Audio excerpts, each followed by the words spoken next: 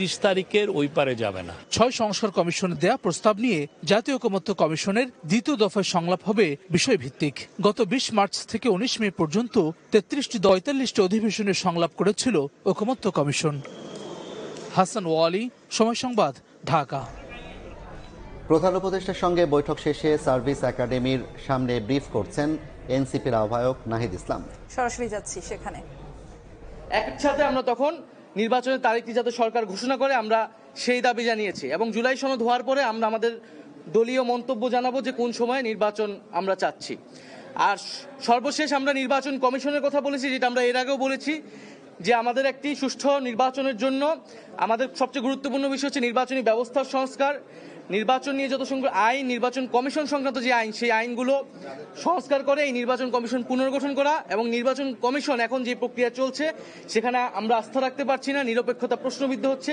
এটি যাতে সরকার বিবেচনায় নেয় এবং একটি উচ্চ আদালত থেকে আমরা দেখেছি নির্বাচন কমিশন নিয়ে প্রশ্ন তৈরি হয়েছে। তো সার্বিক বিবেচনায় নির্বাচন কমিশন যাতে পুনর্গঠন করা হয়, আমরা এই 3টি বিষয়ে মূলত আলোচনা করেছি। ধন্যবাদ।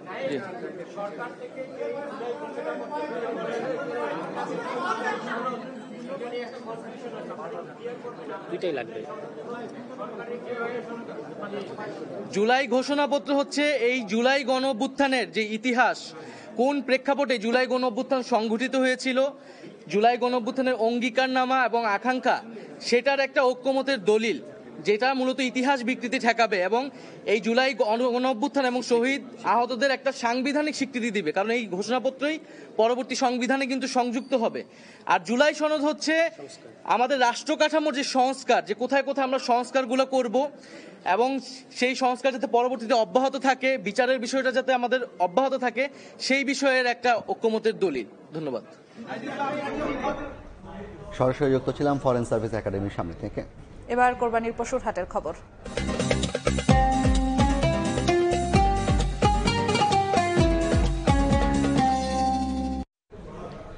ঈদ সামনে রেখে দেশের বিভিন্ন স্থানে জমে উঠেছে কোরবানির পশু বেচাকেনা। ঝক্কি ঝামেলা এড়াতে অনলাইনেও পশু কিনছেন অনেকে। এবার মাঝারি আকারের গরুর চাহিদা বেশি। পশুর স্বাস্থ্য সুরক্ষায় কাজ করছে প্রাণী সম্পদ বিভাগের মেডিকেল টিম। ঈদুল আজহার বাকি মাত্র কয়েকদিন, সারা দেশে জমে উঠেছে কোরবানির পশুর হাট। মিলছে নানা আকারের পশু, কেউ কিনছেন, কেউ আবার দরদাম করে দেখছেন।